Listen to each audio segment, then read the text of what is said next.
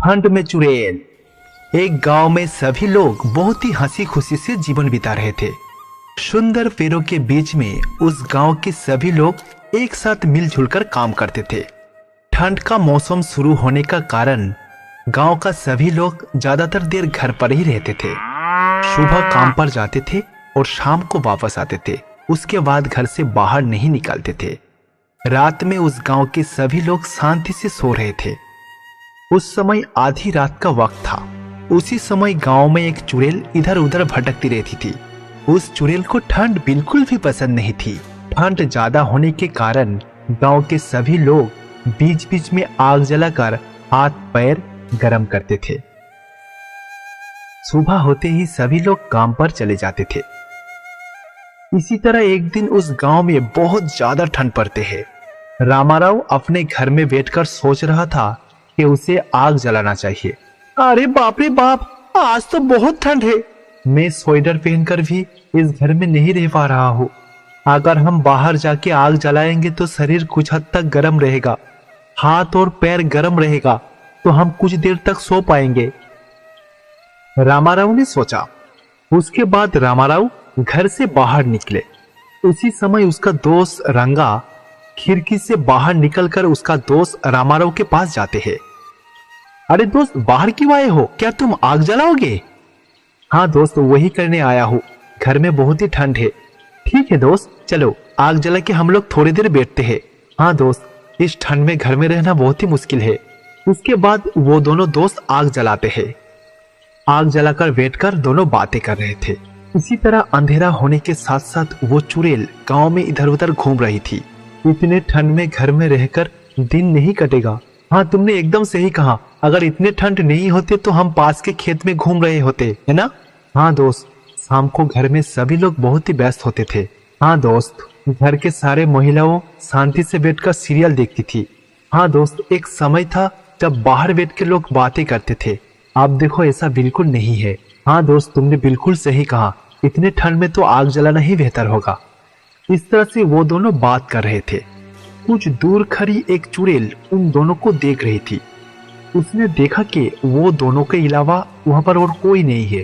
फिर उसने, अरे वो लोग तो यहाँ बहुत ही आराम से इस ठंड में आग जला के बैठे हुए हैं, पर उन्हें इस हालात में देख के मुझे बहुत बुरा लग रहा है। उन लोगों की ऐसी खुशी मुझसे बर्दाश्त नहीं हो रही है।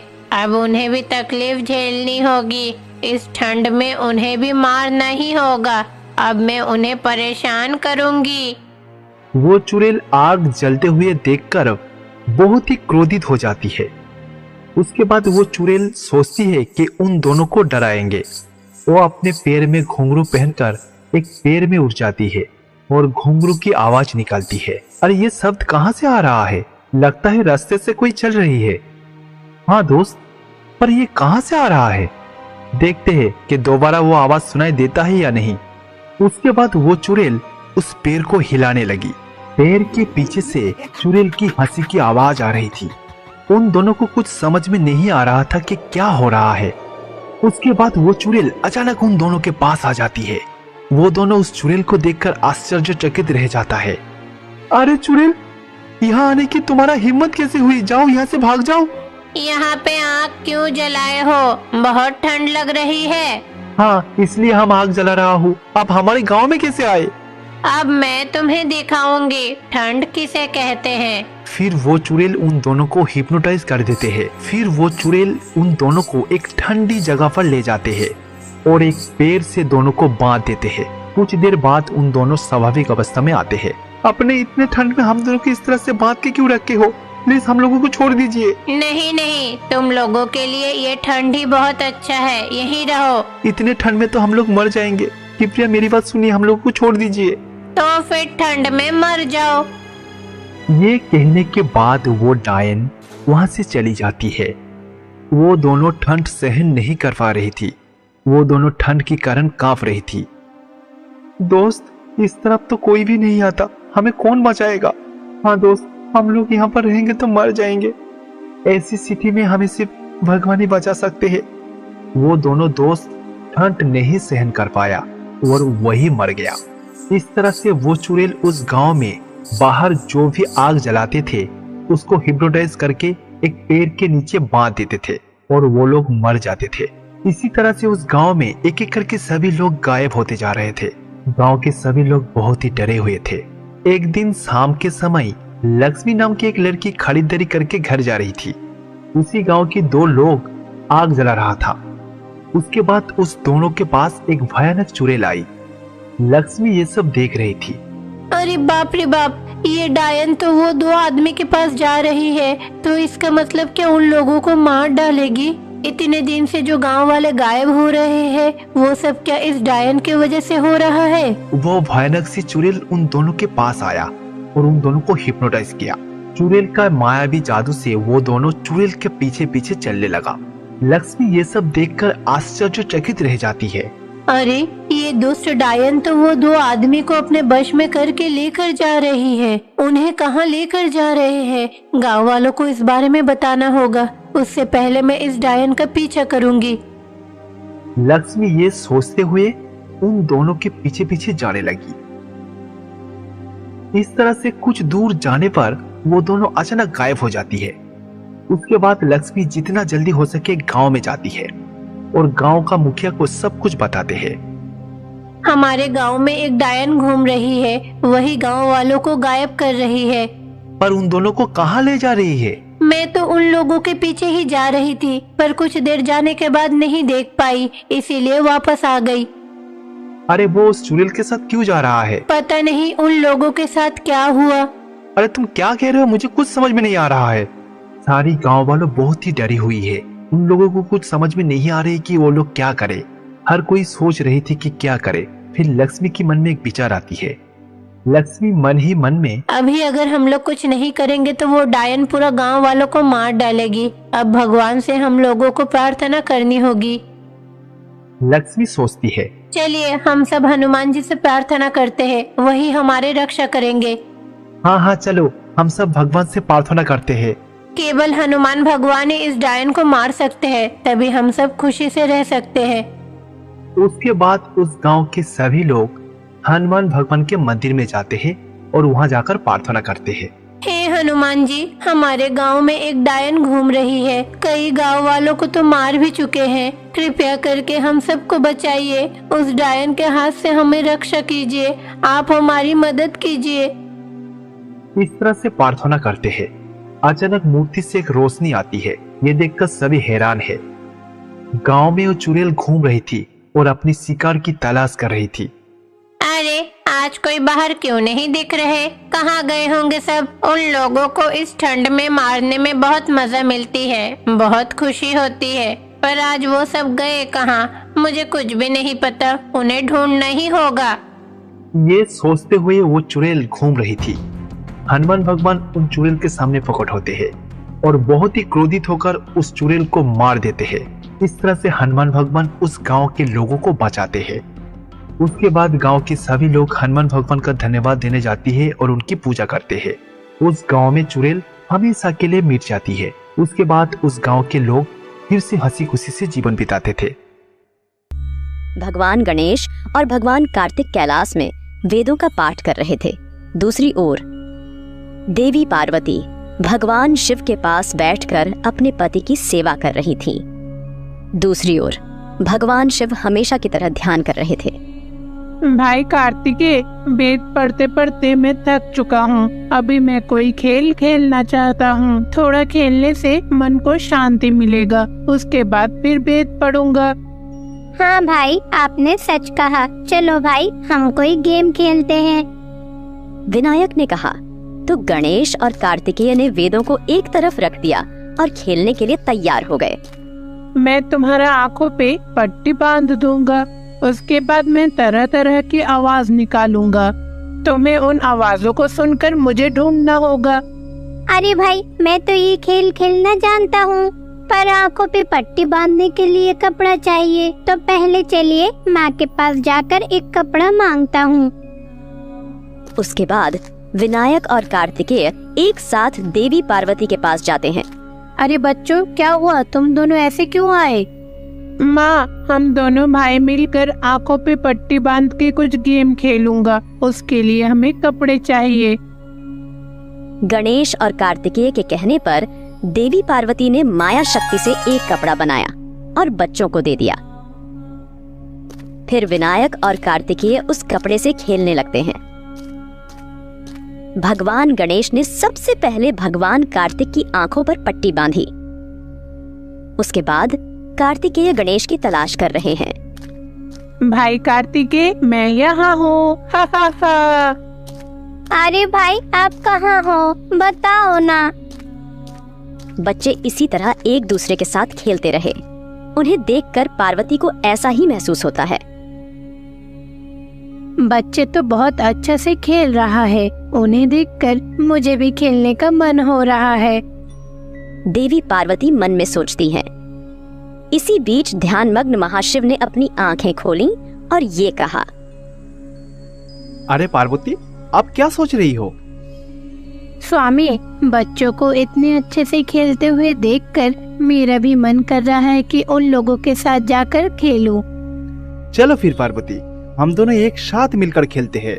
इसलिए भगवान शिव सोचते हैं कि देवी पार्वती को अपने बच्चों के साथ खेलना चाहिए। इस बीच पृथ्वी लोक में एक भक्त इस तरह विलाप कर रहा है, हे भगवान, ये मेरे साथ क्या हो गया? मैंने तो बहुत ही मेहनत से खेती की थी। सूखे पड़ने के कारण से मेरा सारे फसल नष्ट हो गया है भगवान। हे स्वामी विनायक, हे स्वामी कार्तिक, आप दोनों प्लीज मेरी मदद कीजिए। मुझे आप दोनों के ऊपर भरोसा है। इस प्रकार विनायक और कार्तिक से प्रार्थना की। भूलोक में भक्त संकट में है, हमें उनकी रक्षा करनी चाहिए। हमें तुरंत भूलोक जाना है। आप दोनों मिलकर खेलो। हम दोनों जाकर भक्त की समस्या को दूर करते हैं। इस प्रकार विनायक और कार्तिकेय भक्तों की दुर्दशा को दूर करने के लिए भूलोक जाते हैं। स्वामी, आप ये कपड़े मेरे आंखों पे बांध दीजिए, उसके बाद मैं आपको ढूंढने की कोशिश करूंगी। तब भगवान शिव ने देवी पार्वती की आंखों पर कपड़ा बांध दिया। फिर देवी पार्वती भगवान शिव की तलाश करने लगी। भगवान शिव हाथ में त्रिशूल और डमरू लिए हुए देवी पार्वती से बचने की कोशिश कर रहे हैं। स्वामी, आप कहाँ हो? बताइए ना। तो देवी पार्वती खोजते हुए आती हैं और भगवान शिव को पकड़ लेती है। देवी पार्वती अपनी आंखों से पट्टी हटाकर कहती हैं, देखिए स्वामी, मैं जीत गई हूँ। मैंने आपको पकड़ लिया। अब तो आप फंस गए, है ना? अरे ये क्या, मैं तो पकड़ा गया। पार्वती, आपने इतना जल्दी मुझे कैसे पकड़ लिया? स्वामी, आपके पास रहे उस डमरू की आवाज से मैं आपको पकड़ सकती हूँ, समझे आप जहाँ भी जाएंगे इस डमरू की आवाज आएगा, क्योंकि आप तो इन सब के साथ ही जुड़े हो, है ना? मुझे इन चीजों का परवाह है पार्वती। ठीक है पार्वती, इस बार मेरी बारी है। आप मेरी आंखों में पट्टी बांध दीजिए, मैं आपको तुरंत ही ढूंढ लूंगा, देख लीजिएगा। जैसा कि भगवान शिव ने कहा, देवी पार्वती ने भगवान शिव की आंखों पर कपड़े का एक टुकड़ा बांध दिया। अरे पार्वती, ये तो आश्चर्य की बात है। आप ये कपड़ा जब मेरी आंखों में बांध दिया, मुझे तो कुछ भी दिखाई नहीं दे रहा है और मैं अपना शक्तियों का उपयोग भी नहीं कर पा रहा हूँ पार्वती। मैंने तो जानबूझकर ही ये कपड़े सख्त करके आपकी आंखों पे बांध दिया है, क्योंकि हर हाल में ये खेल में मुझे ही जीतना है, इसलिए मैंने ऐसा किया। अब आप मुझे ढूंढ के दिखाइए। इस प्रकार भगवान शिव बंद आंखों से देवी पार्वती को ढूंढ रहे हैं। कितना भी ढूंढे, माता पार्वती नहीं मिलती। तब भगवान शिव सीधे गए और एक बड़ा पेड़ पकड़ लिया।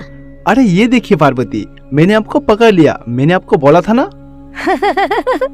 अरे स्वामी, वो मैं नहीं हूँ, वो तो एक पेड़ है। आपको आज किसी भी हाल में मुझे पकड़ना होगा। तो शिव पीछे मुड़ते हैं और देवी पार्वती की तलाश करने लगते हैं। पार्वती, आप जब कुछ बोलते हो तो वो गीत की तरह लगता है। आपके मुंह से गीत सुनने के लिए पार्वती मैं बहुत ही बेकरार हूँ। प्लीज पार्वती, एक बार वो गीत तो सुना दो।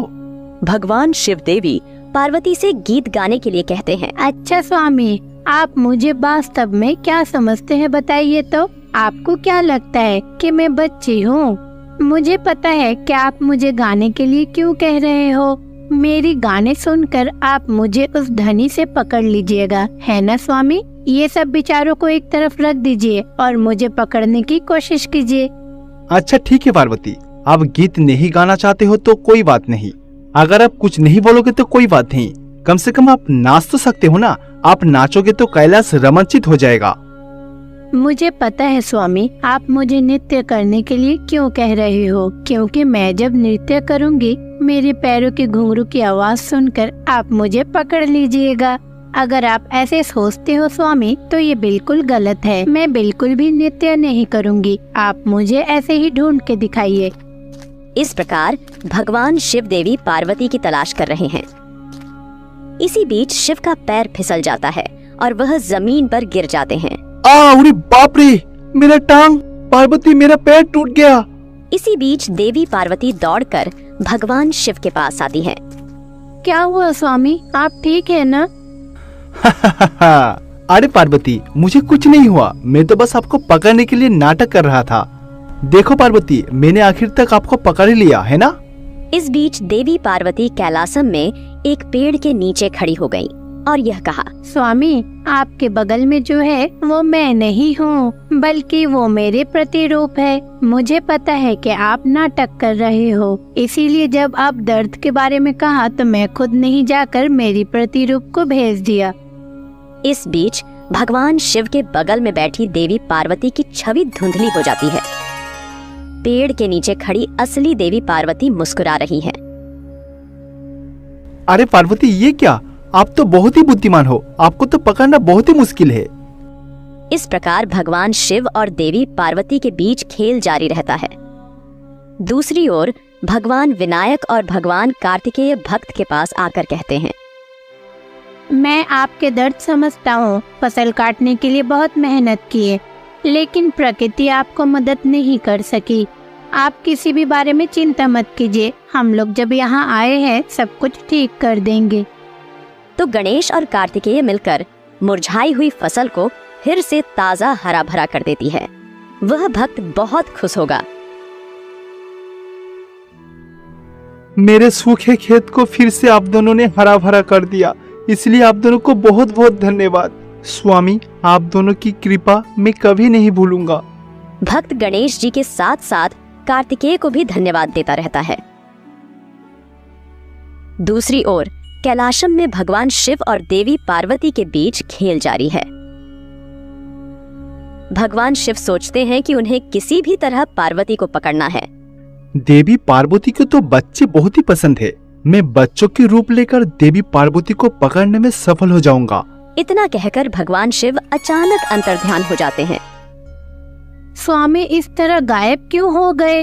वो इस खेल को जीतने के लिए तरह तरह के प्रयास करते हुए दिख रहे हैं। इस प्रकार लुप्त भगवान शिव कैलाश के द्वार पर प्रकट होते हैं। उसके बाद भगवान शिव ने गंध को अपनी आंखों से हटा लिया। फिर वो गांठें हटा दी गईं, तो स्वामी को अपनी शक्तियां वापस मिल गईं। भगवान शिव अचानक गणेश में बदल गए। भगवान शिव भगवान गणेश में परिवर्तित हो गए। अम्मा, अम्मा, अम्मा। अरे ये तो मेरा बेटा गणेश की रोने की आवाज है, पर वो क्यों रो रहा है? यह कहकर देवी पार्वती दौड़ती हुई कैलाश के द्वार पर आईं। वहां वह गणेश जी का रूप धारण कर रोते हुए शिव के पास जाती है। अरे बेटा गणेश, क्या हुआ? तुम क्यों रो रहे हो? और भाई कार्तिकेय भी तो तुम्हारे साथ गए थे, वो कहाँ है? बोलो ना। और यह बात पूछती है। इस बीच गणेश रूपी शिव अपने मूल रूप में आ जाते हैं। देखो पार्वती, मैंने आखिर तक आपको पकड़ ही लिया। आप स्वयं मेरे पास आए और मैं आपको पकड़ लिया।